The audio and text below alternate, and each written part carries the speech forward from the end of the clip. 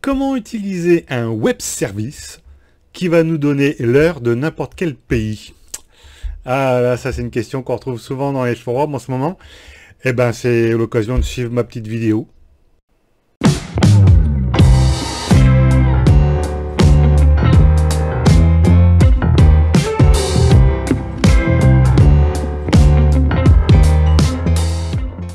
Bonjour, je m'appelle Thierry et je vous aide à monter en compétences en bureautique, en sécurité informatique et aujourd'hui encore en programmation Windev. Et si cette chaîne vous plaît, abonnez-vous et puis cliquez sur la petite clochette pour ne pas rater les prochaines vidéos. Alors comment utiliser les web services qui nous procurent de l'heure exacte? Donc en fait il y a des serveurs d'heures de redatage un petit peu partout dans le monde. Et l'idée c'est de pouvoir quand même se récupérer l'heure par exemple, des fois on en a besoin. Et nous allons voir comment déjà interroger un web service, qu'est-ce que ça nous retourne comme type de résultat, comment on peut l'exploiter. Alors comme d'habitude je vous ai fait un petit projet. Donc là l'objectif c'est que en cliquant sur le bouton lancer ici, j'affiche l'heure de Paris, Berlin, Moscou et puis on verra si on peut rajouter d'autres lignes. Voilà. Alors, quel est le code que j'ai caché derrière ce petit bouton? Donc, j'ai fait une petite procédure. Donc, pour pouvoir exécuter en fait mon web service, il faut que je crée un HTTP requête. Donc, voilà. Je crée une variable de type HTTP requête. La méthode, je lui envoie un get. Alors, get, c'est pour pouvoir obtenir des informations. Donc il y a différentes méthodes, il y a essentiellement post et get. Alors post c'est quand on veut écrire quelque chose sur un web service, et puis le get c'est quand on veut récupérer des données. Et ensuite je dois lui passer l'URL du site qui contient l'API en question. Alors l'API là ici que j'utilise c'est World Time API. Voilà. Donc là si je vous affiche ça ici. Hop, je vais revenir sur la page d'accueil. Donc là, il nous dit, voilà, attention, c'est du JSON. Allez, donc là, il faudra qu'on fasse quelque chose si on veut récupérer les informations. Et puis, donc, il nous donne différentes méthodes, différentes syntaxes pour récupérer des choses. Ensuite, donc on a vu que, alors on n'a pas vu, je vais vous le remettre. Là, ce que je veux, c'est la time zone de l'Europe, par exemple, et récupérer Paris. Et donc, si je veux récupérer n'importe quel endroit du monde, il faut que je connaisse la syntaxe. Donc, il faut que je récupère, en fait, ce qu'on trouve ici, un petit peu plus bas, donc Canonical Time Zone List, donc c'est ce que j'ai mis là. Donc, il vous donne, en fait, la syntaxe. Donc, si je clique dessus, vous voyez, il me dit bien à l'heure locale. Donc ça, c'est les choses qui vont être récupérées. Vous voyez? Donc ça, on en reparlera juste après. Donc là, nous, on est sur Europe, Paris. Alors, vous voyez, il y a quand même toute une liste là. Voilà, Europe, Paris. Donc on va récupérer des informations un petit peu comme ça. Alors, j'en dis pas plus pour l'instant. On va continuer l'explication de notre affaire. Donc maintenant, j'ai configuré ou paramétré ma variable HTTP requête. Maintenant, il faut que je l'exécute. Alors pour l'exécuter, Windev nous donne cette fonction, c'est REST envoi. Donc là, j'envoie une demande de web service, de résultat. Donc je passe en paramètre mon HTTP requête que je viens de paramétrer. Et je récupère le tout dans une autre variable qui est de type REST-réponse. Et alors, REST-réponse, donc c'est R pour ma réponse. Si je fais R point, vous voyez, il faut que je fasse le R d'abord, R point. Voilà, j'ai ça comme type de variable, ou de structure en tout cas que je peux récupérer. Donc j'ai le code état ici qui va m'intéresser essentiellement. Et le contenu, c'est le contenu. Voilà. Alors le contenu sous forme de texte, évidemment. Il n'est pas formaté en JSON. On verra ça tout à l'heure. Donc là, j'ai code état. Et pour que mon code soit valide, il faut qu'il soit égal à 200, hein, comme la plupart des codes état. Alors là, ce que je vais faire, c'est uniquement afficher le contenu de ce que ça m'en renvoie. Alors, je vais lancer ma procédure, enfin mon programme. Là, ici, bon, évidemment, il ne se passe rien. Je fais lancer, et voilà. Donc là, j'ai la liste, en fait, des variables qui me sont données avec leurs données associées. Et donc, il y en a une qui nous intéresse notamment, c'est ici datetime. Alors, c'est c'est des chaînes de caractères, hein, c'est du texte. Donc, datetime ici, et derrière, donc j'ai toute la chaîne de caractères qui me donne l'heure à la centième de seconde près, ou plus que ça, peut-être même. Voilà. Ensuite, qu'est-ce qu'on peut avoir donc là, j'ai day of week, donc c'est le jour de la semaine en question, donc il me renvoie un numéro. Donc 1 pour lundi, hein, aujourd'hui on est lundi, même si vous voyez ça le mardi. Hein. Day of Years, donc là c'est le numéro du jour de l'année, donc on est 258e jour et ainsi de suite, donc on a pas mal de petites choses qu'on peut récupérer. Et notamment ici, c'est celui-ci, UTC Date Time, donc c'est l'horodatage au format UTC. Voilà, c'est bien cette histoire, mais j'aimerais bien pouvoir l'utiliser sans trop me casser la tête, parce que là, s'il faut que je fasse des extraits chaînes avec virgule, je suis pas sorti de l'auberge. Hein. Alors voilà déjà le code que nous allons utiliser ici. Alors ça, je vais mettre entre guillemets, enfin en commentaire. Donc là, je vais créer donc une variable JSON, et donc qui va contenir le contenu de ma variable R reste réponse. Et donc il suffit de mettre derrière le nom du champ qu'on veut récupérer. Donc date time, time zone. Donc toutes ces informations-là, c'est ce qu'on retrouve ici. Hein. Ici, par exemple, voilà. On retrouve ici les informations telles qu'elles sont envoyées. Hein. Voilà. Donc quand vous avez une heure, là, vous cliquez là sur JSON. Alors, si on clique sur l'autre, c'est la même chose en format texte. Bon. Donc, ça me renvoie ici un format JSON. Donc, il faut que je l'affecte à une variable JSON WinDev qui va me faciliter la tâche. Et j'ai juste à mettre ici derrière donc le nom des champs que je veux récupérer. Alors, voyons si cela fonctionne maintenant. Je fais un petit go. Je fais lancer. Donc là, commence par m'afficher la date time. Alors remarquez quand même quelque chose d'intéressant là, c'est qu'il nous met d'abord l'année, le mois, le jour, il nous met un petit T derrière, là je ne vais pas pouvoir l'affecter directement dans mon champ là, hein, tel qu'il est là. Donc je fais OK, et donc il m'a bien affiché la time zone en question, c'est bien l'Europe Paris que j'ai demandé. Bon, alors ça fonctionne. Comment est-ce que maintenant je peux l'afficher correctement dans ma variable? Alors on va essayer quelque chose. Alors voici le petit code que nous allons pouvoir ajouter à notre procédure. Donc on retrouve ici notre JSON hein, qui récupère le contenu.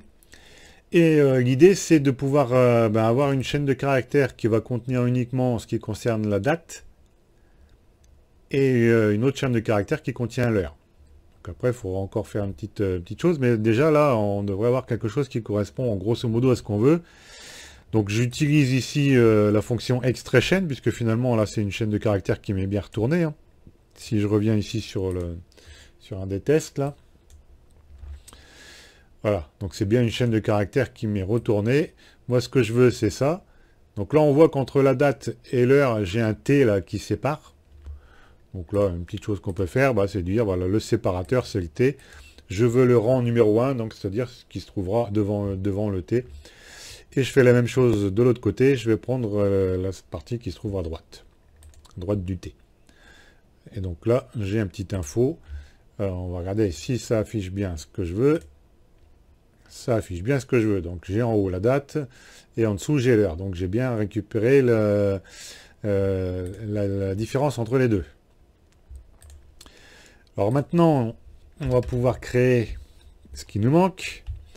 Donc c'est une date est une date cette fois-ci.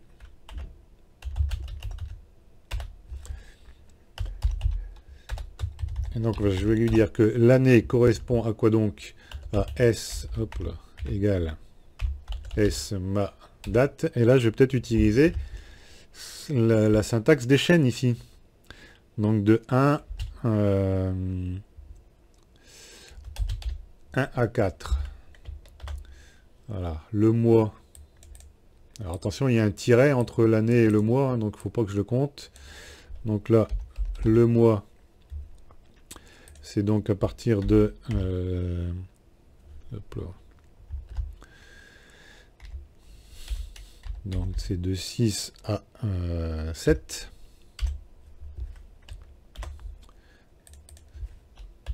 Et donc le jour, c'est de donc 8, 9 à 10.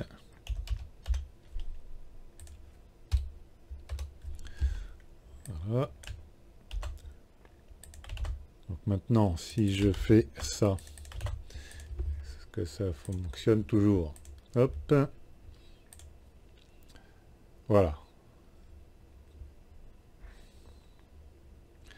Donc ça me met bien en format adéquat.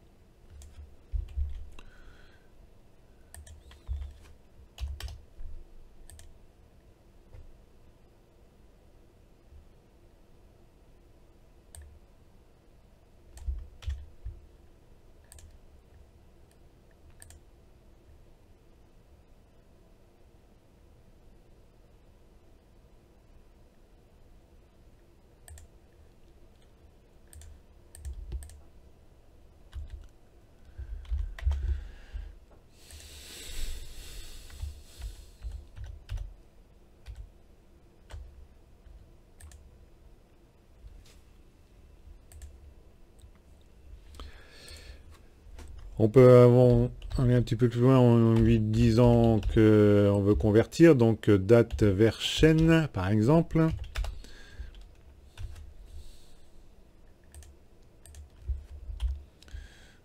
Voilà, je reste avec mon heure derrière, je refais un petit go.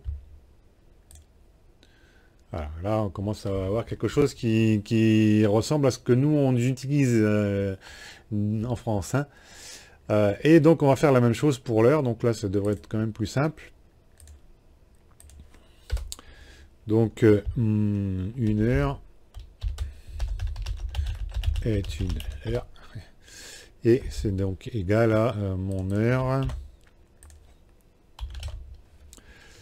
Et donc là pareil, donc ça va être de 1, 2, 3, 4, 5, 6, 7, 8.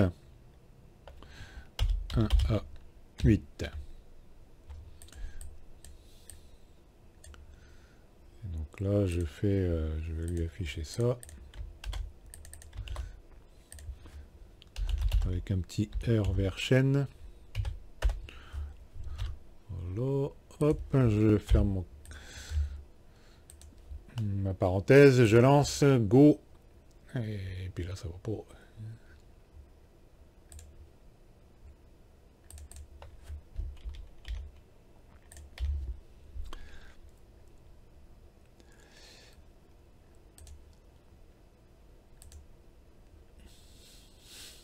Voilà, donc là ça fonctionne bien, sauf il y a un 0 en plus là, je sais pas trop quoi il correspond. Voilà, si je relance, donc on a bien, donc ça doit être des centièmes, hein, je sais plus jusqu'où ça va. Alors, il faudra éplucher tout ça là, mais bon, l'heure ici, ouais, donc on va assez loin dans la définition de l'heure, hein. Bien. Alors maintenant que j'ai ça,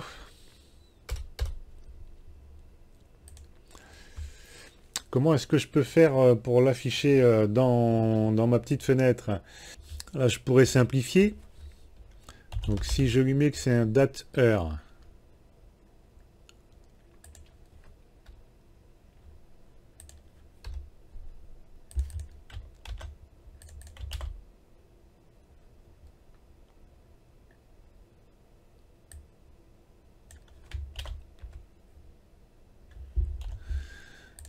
point heure. Et donc là, toc, point D, là il faut que je refasse pareil. Hop, voilà. Donc là je ne vais pas l'afficher comme ça. Je vais le mettre directement dans mon pari. Alors, voilà, est-ce que ça fonctionne finalement? Là, ça reviendrait à notre petite affaire finale. Eh bien, c'est bon. Hop, je relance. Ça se met à jour automatiquement. Voilà donc comment on va pouvoir faire notre petit travail. Vous voyez, quand on récupère quand même un JSON, dans ce cas de figure, par exemple, ben, il faut après travailler un petit peu sur le résultat quand même. Hein. Alors, on va essayer d'aller un petit peu plus loin maintenant, parce que là, il faudrait que je mette ça en variable. Donc, ça veut dire que je dois créer faire de cette fonction une fonction globale que je puisse appeler de n'importe où. Et en lui passant en paramètre ça, et que ça me renvoie une date heure. Hein, après, je pourrais en faire ce que je veux. Eh bien, c'est ce qu'on va faire. Donc ça, je vais l'enlever, puisque ça ne va pas nous intéresser. Et donc, je vais lancer ça, sélectionner le tout, clic droit, nouveau, créer une procédure globale, cette fois-ci contenant le code sélectionné. Donc, j'ai déjà une collection de procédures hein, que j'avais créée, nouvelle procédure. Donc là, on va faire mise à jour. R. Hop. R. Voilà, je fais un petit F2, j'arrive bien dans mon affaire. Et là, qu'est-ce que je veux? C'est lui passer en paramètre tout ça, là, en fait. Hein. Donc là, je vais faire P time zone et chaîne. Je sélectionne. C'est ce que je vais mettre ici. Alors attention, cette fois-ci, je vais utiliser la syntaxe que j'aime beaucoup. C'est crochet %. Voilà.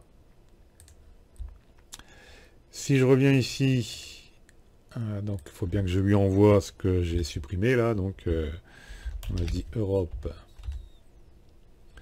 / Paris.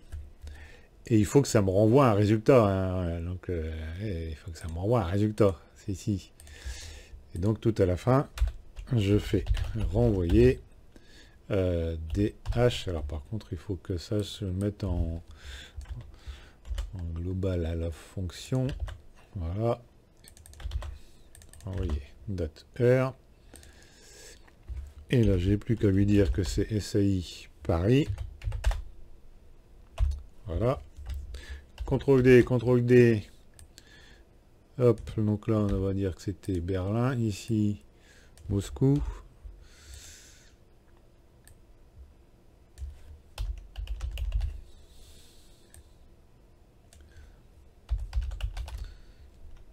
Donc, bon, en espérant qu'il y ait des choses par là, je ne vais pas vérifier. Hop, lancer. Voilà, Moscou, Moscou connaît pas. En tout cas, il m'a rapatrié l'heure de Berlin, l'heure de Paris, et ça fonctionne. Kiev. Ah, c'est Moscou. Et oui, c'est en anglais. Moscou. Voilà, donc si je relance, là, cette fois c'est bon. D'accord, là, une heure de décalage avec Moscou. Donc là, ça fonctionne bien. Super. Alors, on va en rajouter un. On va partir en Afrique. Alors, qu'est-ce qu'on a comme time zone en Afrique? Je remonte tout en haut maintenant. Afrique. Allez, tiens, Casablanca. Hop. Alors, est-ce que je peux faire un copier-coller de ce que je viens de récupérer là? Alors, CTRL D, CTRL V. Alors je laisse en majuscule. On va bien voir s'il me renvoie ce que je veux. Alors attendez. Chut.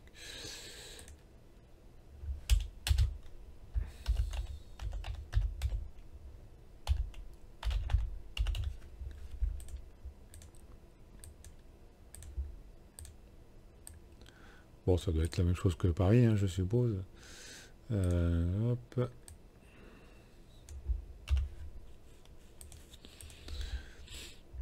Alors, et puis on va mettre un autre là en Asie.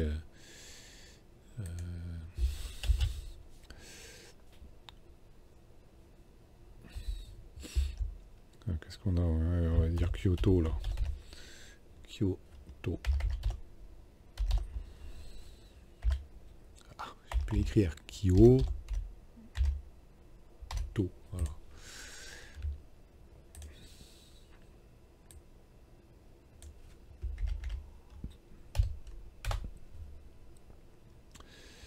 Alors donc là c'est en Asie. Hop. Alors vous voyez quand on utilise quand même, il faut respecter la syntaxe, tout ça. Donc alors est-ce que j'ai Kyoto? C'était une bonne question. Kyoto et à Macao. Allez tiens, on va partir à Macao. Hop.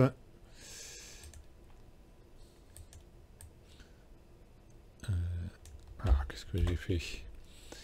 J'ai supprimé Casablanca et il fait n'importe quoi. Hop, Casablanca.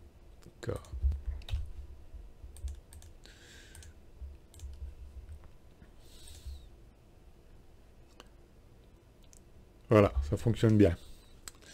Ah bah, à Kyoto, ils sont déjà demain. Voilà. Et donc, ah oui, donc là, vous voyez, Casablanca, je pensais qu'ils étaient à la même heure, mais non, ils changent pas d'heure, je crois, l'été. Donc voilà, une petite fonction qui fonctionne bien, qui nous permet donc de rapatrier des heures sur un serveur de données, et qui est là, qui nous permet d'utiliser une fonction, enfin une variable JSON, d'extraire les données, de les travailler un petit peu là dans le cas de figure, et puis de les afficher. Et donc c'est pas mal hein, tout ça. C'est surtout que c'était quand même assez demandé dans les forums là, même sur Facebook. Hein, j'ai vu 2-3 questions sur ce sujet-là. Et ben voilà, c'est l'occasion de découvrir ma vidéo, ma chaîne, et puis également mes formations en vidéo sur la programmation. Et écoutez, moi je vous mets le lien dans la description. Si vraiment ça vous intéresse, si vous voulez aller plus loin, surtout n'hésitez pas à cliquer dessus. Vous verrez au moins les programmes qui sont proposés. Et puis moi je vous dis à ciao pour de prochaines aventures palpitantes en programmation Windev 20.